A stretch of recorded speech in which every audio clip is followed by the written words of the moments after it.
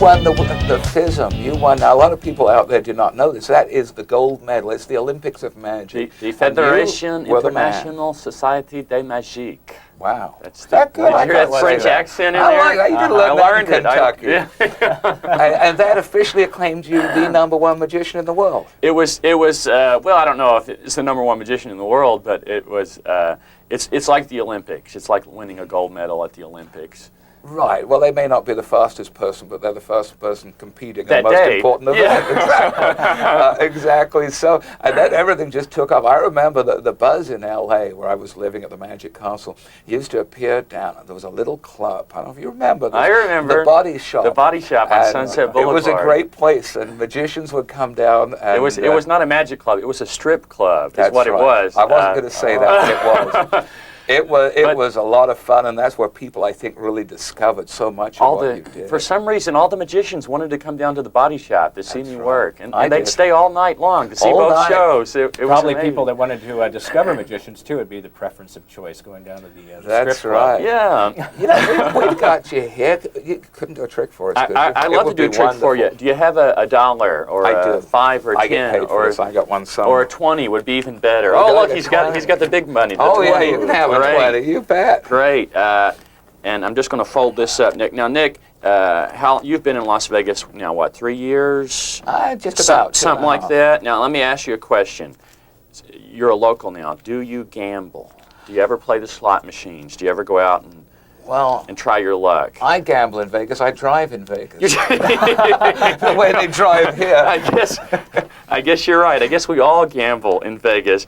But I have to tell you, I've lived here 15 years, and I've never gambled. I remember the first night I was in Las Vegas, I went to see the Folies Bergère because that was a show I was going to open in the next night, and it was a dinner show, and the couple sitting across from me finished their dinner, and they got up to leave to go back out in the casino, and I said, "Aren't you going to see the show?" And they said, "No, we were comped in here by the casino. We just came in to get the free dinner," and that was.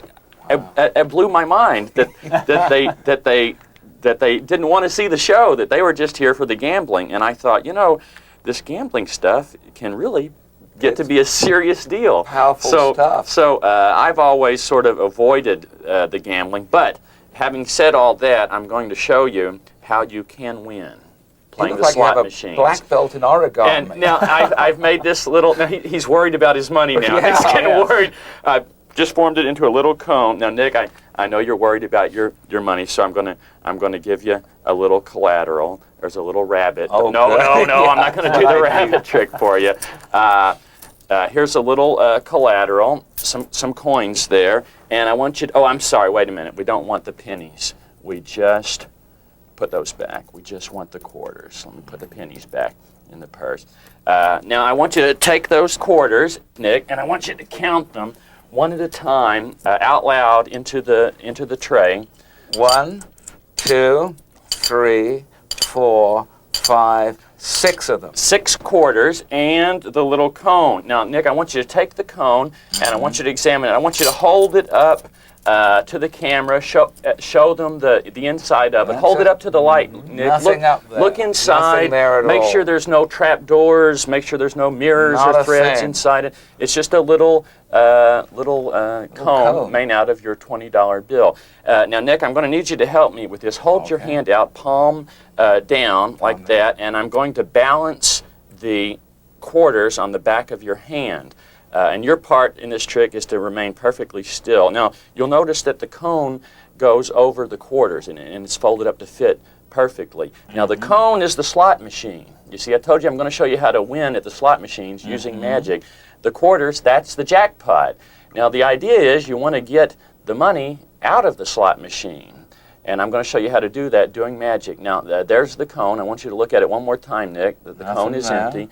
It's going to happen on the count of 3. I'll snap my fingers. I'll pull on your wrist. I'll pull on your finger. And that's when the magic will happen. All I want you to do, Nick, with your other hand, hold the plate right there underneath. One more time. There's the quarters.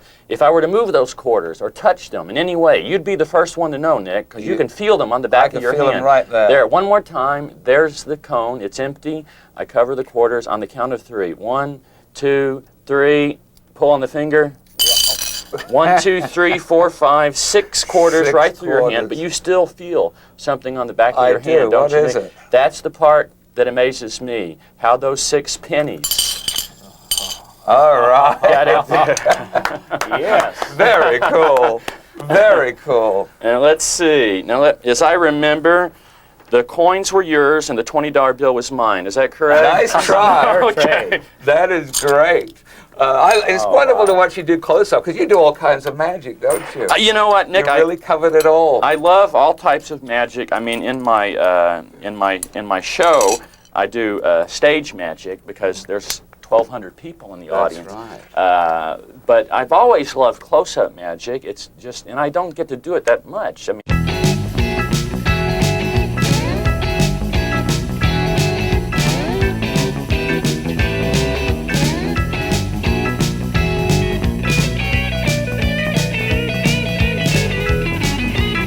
Well, I want to tell you another castle story.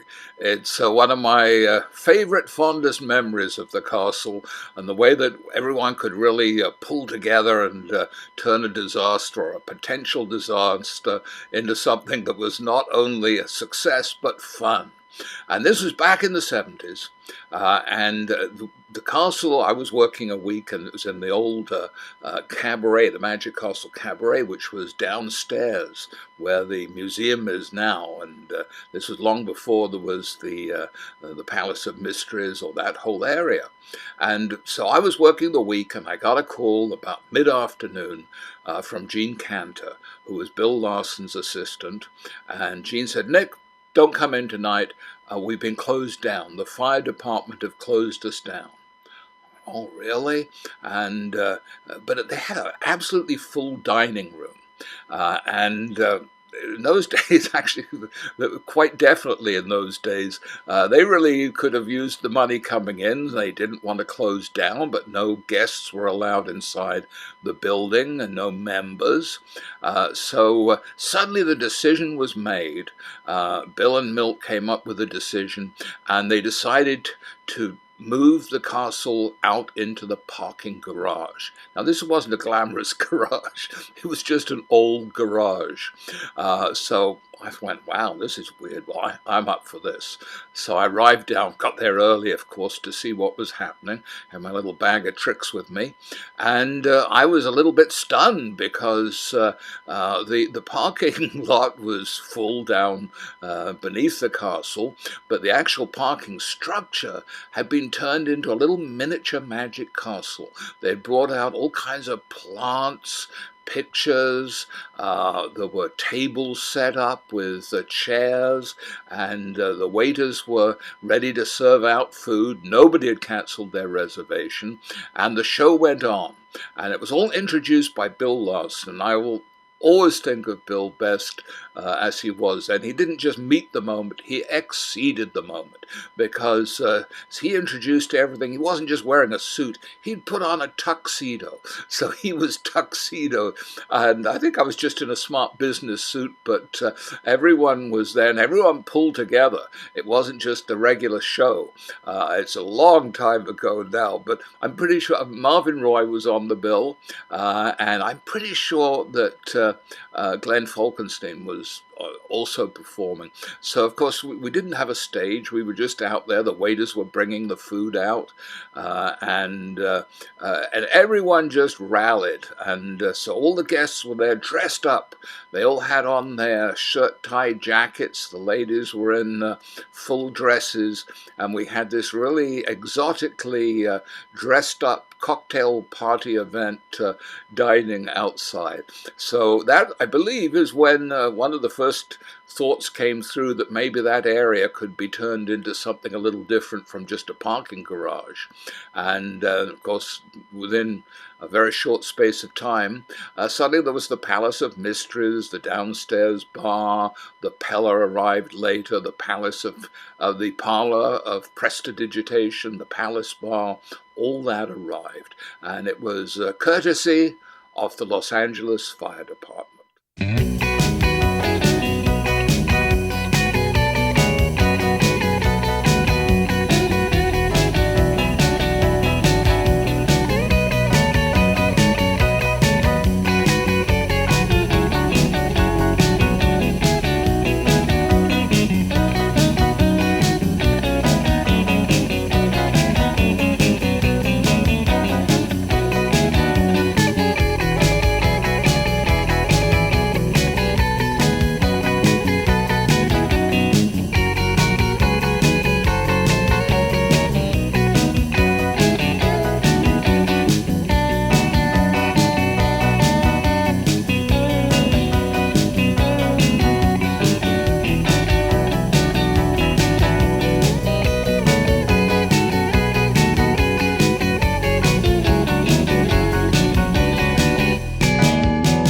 What do you think when I say that to you? What do you think really makes a trick your own? Well, it's interesting. I mean, magic is peculiar in the performing arts because we have secrets. And because it's so secret, it's hard for me to say this, secret-centric, we have this disease, and I have this disease. I'm assuming you all have it. I can't speak for you all, but the disease is we love secrets.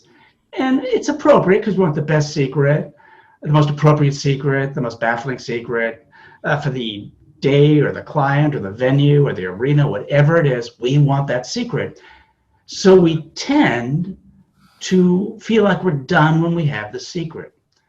But in every other performing art, I mean, I compare it to a singer.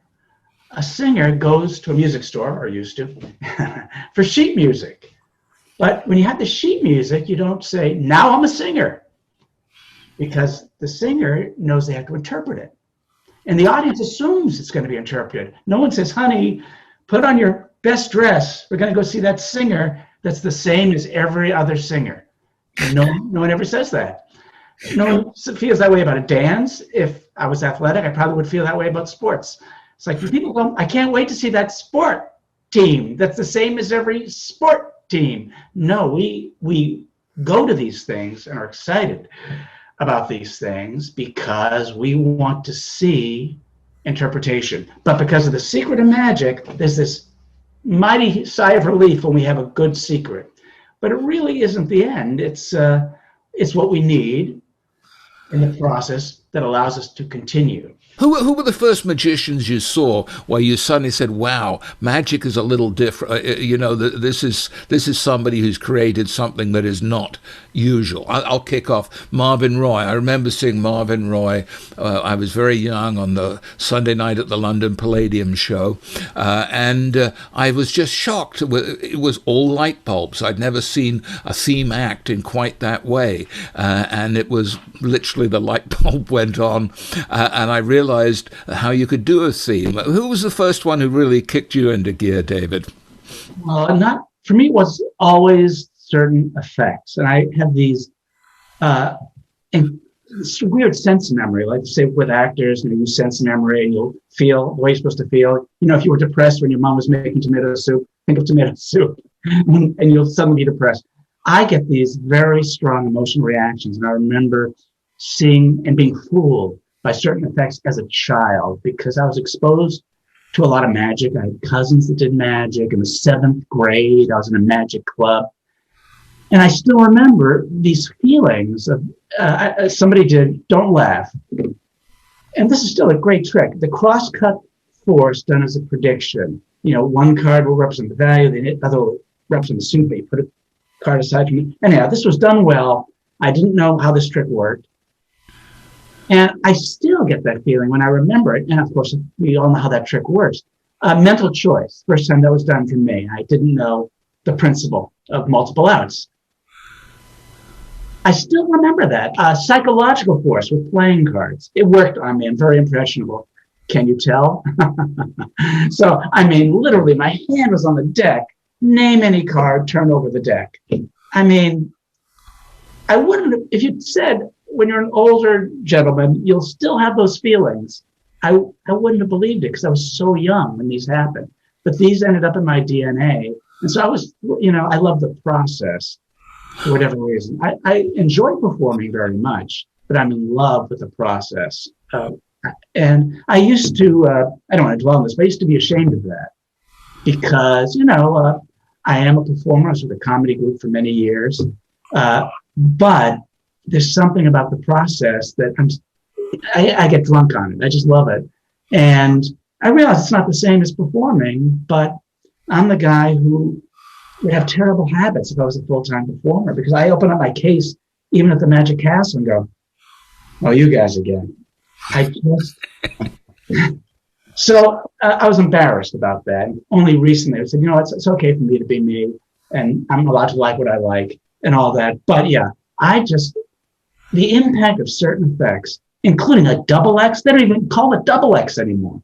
That's the penny and dime on the back of the hand. One of the greatest tricks in all of magic. It's a penny and a dime, which no one even has in their pockets anymore. Well, if you don't know this trick, it's now still sold as a slum item, and I will shut up in 30 seconds. It is, I was booked to do the bar at the Magic Castle. I didn't know what to do. I said, I'm going to do those tricks I loved when I was 11 and 12 years old. And Nick, I do things like double X. Can I have a penny? Can I have a dime? And they have, and they're pulling them out. And it's all in the spectator. Like, they're holding the dime. You put the penny in the back of their hand. Here, I'll just, so there's the penny, and the dime's in their hand. And you take a penny, you tap the penny, and with no cover, now it's the dime. Imagine 30 people screaming at a bar. They open their hand themselves, and the penny's in their hand. It's the tiniest little things producing this, volcanic, reaction. So you asked me to, the people I remember these plots and these moments. I still have some good magic too, but I'm a good magician.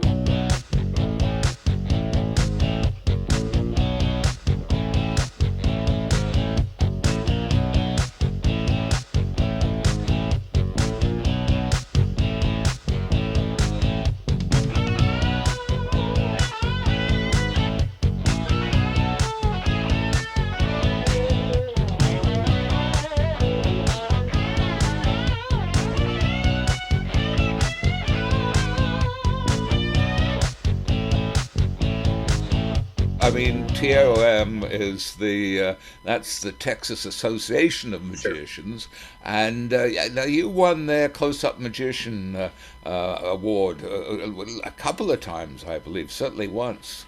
I competed twice. I won once, first place for Close-Up, performing Cups and Balls. All right, so you were fully established doing your close-up kind of magic. And then I know you took kind of a strange little detour, because two forms of magic that you specialize in that are a little bit off the norm. One is you're just a very fine street performer, and I know you can set off from the day and come back with more money than most magicians would make doing a couple of set shows. And the other, you became very interested and knowledgeable in the field of carnival type magic. Now, first, let's start with the carnival aspect. I've seen you put, the nail up your nose and walk up the ladder of knives. How on earth do you suddenly go from doing a Brother John Hammond card trick and suddenly say, well, I think I'll walk up that ladder for swords? Sure. So I had the opportunity to begin working at a haunted house, a growing local haunted house. And they had a small carnival set outside in order to accommodate the line, since there were so many people attending. And it worked by season, a season that began late November till the end of October, culminating Halloween night. So it was ample time to really figure out working material. And what I figured would be most conducive was not just performing magic. Sideshow performance was not nearly as mainstream as it is now. It's still considered to be somewhat taboo by the general public. I mean, not even to mention the magic community, but like the general public. And I had always had a fascination with carnivals and circuses since I was a child. I attended many of them as a kid. And this was an opportunity to dive in and really learn about it. So I became as educated as possibly could on the history of it, to give it as much authenticity as possible. And I had, thankfully, access to the workshop of the haunted house and the ability to build my own stage performance props there and there, such as, like a blade box, a ladder of swords, and things of the sort, which was great. I learned a lot. That was another part of like my making and process learning for making magic and props. And that lasted for almost 5-6 years. You must have quite an engineering mind on those things, because the props you make. What are your favorite kind of props to make? What items have you made that particularly you've enjoyed making? I thoroughly enjoy coin gaffing. Coin gaffing is it's unto itself a process and discipline that requires a lot of attention and focus, and that's something I really, really enjoy. There's other types of process that I also really enjoy, such as casting and pressure casting, mold making, for example. But by far, I would have to say that working with metal on the lathe is one of my favorite things. It's very akin to horology and jewelry work, bench jewelry work, metalsmith. I enjoy that a lot. You've worked in just about every kind of medium. And what was the first item that you went, wait a minute, these are good, I'm going to market these, because you have a very successful internet company, and top pros just swear by your props, as I know. So what was the first time after those early days with the haunted decks, when you were really what was your first major piece of equipment in your? I see the workshop behind you as we're talking, and I've been around it. You have a lot of equipment, but what was that first really exciting piece of equipment that allowed you to do something you couldn't do before? A metal lathe for sure. A precision metal lathe, which allowed me to really dive into a process that very few people do, which is the coin gaffing, the coin cutting. And the very first one I did that was, let's call it a winner, was making coin bites, or folding coins for coin and bottle. Folding coins. I've bought a few of those over the years. You make a great one. You are making just amazing props. I'm astounded by them, the quality of them. Thank you, Nick. And everything about them. So how can people reach you? Through my website at RolandoMedinaMagic.com. Just hit the Medina. contact and send me an email. And you can reach out to me through various social media platforms as well. Okay, you're on all those things. Instagram, Pretty much, yeah. TikTok, Yeah. do you do TikTok? It's getting there. Yeah. Please hang up and try again. Please hang up and try again.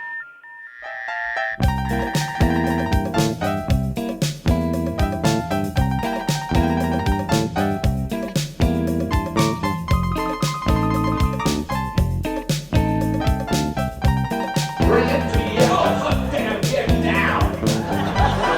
But you don't stop there. And no way.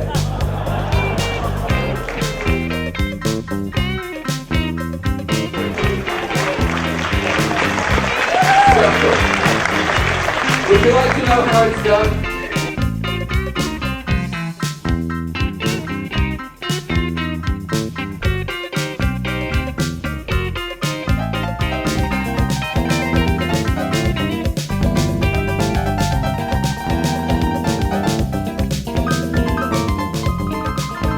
You didn't walk out on stage. Don't walk out like that.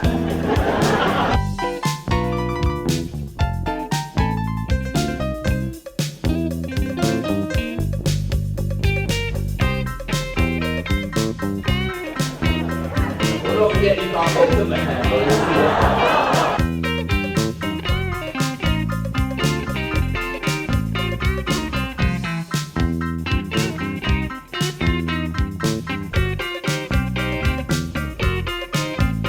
Ever do this.